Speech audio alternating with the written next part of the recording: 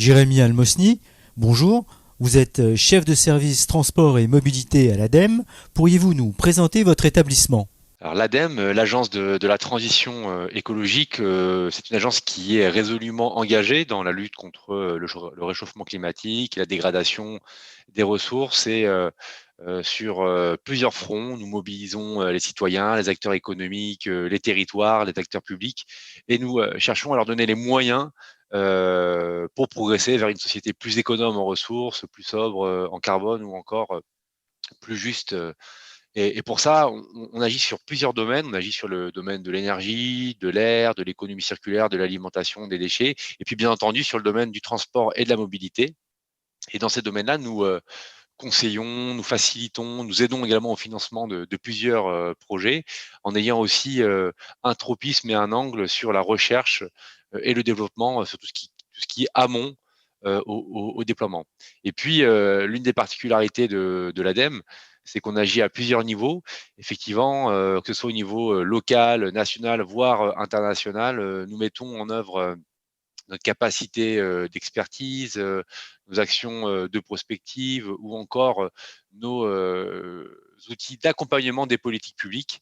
Donc, on est un établissement public sous la tutelle du ministère de la Transition écologique et du ministère de l'Enseignement supérieur et de la Recherche et de l'Innovation. Quelle est votre actualité?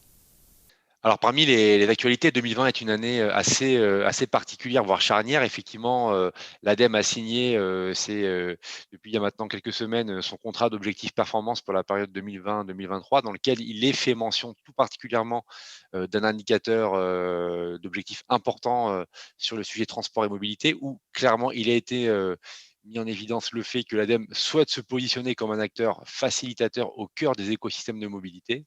Et puis on a dans la continuité la prévision de publier dans ces prochains jours la nouvelle stratégie transport et mobilité de l'ADEME sur la période 2020-2023 où là aussi nous avons bien mis en évidence nos ambitions sur l'accélération de la transition écologique dans ce secteur.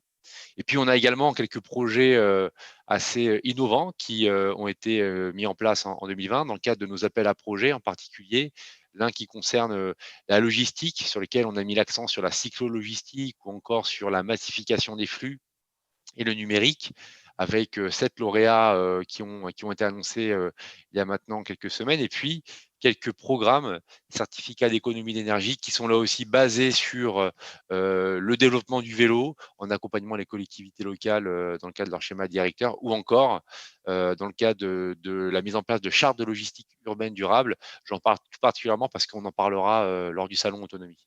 Pourquoi avez-vous décidé de vous associer à Autonomie Digitale 2020? Alors, l'ADEME, comme je vous le disais, est un acteur de la transition écologique et solidaire, et donc devait se rendre disponible et impliqué en tout cas dans cet événement international et 100% digital, tant déjà par son innovation. 100% digital, ça veut dire qu'on a mis en œuvre la démobilité pour permettre de créer malgré tout des passerelles extraordinaires entre des acteurs qui viennent de tous les continents. Et puis surtout parce que Autonomie, c'est un salon qui rassemble une large palette d'acteurs, publics et privés, de la start-up à la grosse entreprise, à l'opérateur de transport et de mobilité.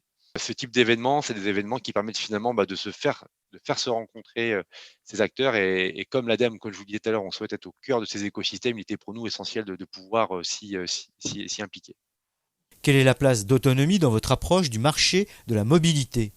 Alors, Autonomie, c'est un événement qui se veut à l'échelle internationale et donc s'offre comme une opportunité pour l'ADEME d'échanger entre professionnels de tous les secteurs qui sont en charge d'une certaine manière de la mobilité d'aujourd'hui, mais qui préparent aussi la mobilité de demain. Et la présence de tous ces acteurs dans le cadre de ce salon, opérateurs, start-up ou encore territoires, sont pour nous une excellente occasion de rapidement faire se rencontrer nos prescriptions, nos recommandations, nos outils, nos guides, mais aussi nos projets avec des problématiques, des besoins, des problèmes, des orientations, des stratégies d'acteurs qui font la transition. Et pour conclure, qu'attendez-vous du salon pour cette édition 2020? Pour le salon 2020, pour nous, c'est l'occasion de prendre la parole et de porter quelques faits d'actualité. En particulier, on parle d'une transition écologique qui se veut juste et solidaire. Et donc, on a mis l'accent pour ce salon sur nos travaux concernant la mobilité inclusive, une mobilité pour tous et partout. Et on aura l'occasion de présenter ainsi tout le kit qu'on est en train de développer à destination des élus du territoire pour les accompagner à intégrer cette mobilité inclusive dans leurs exercices de planification et dans leur stratégie.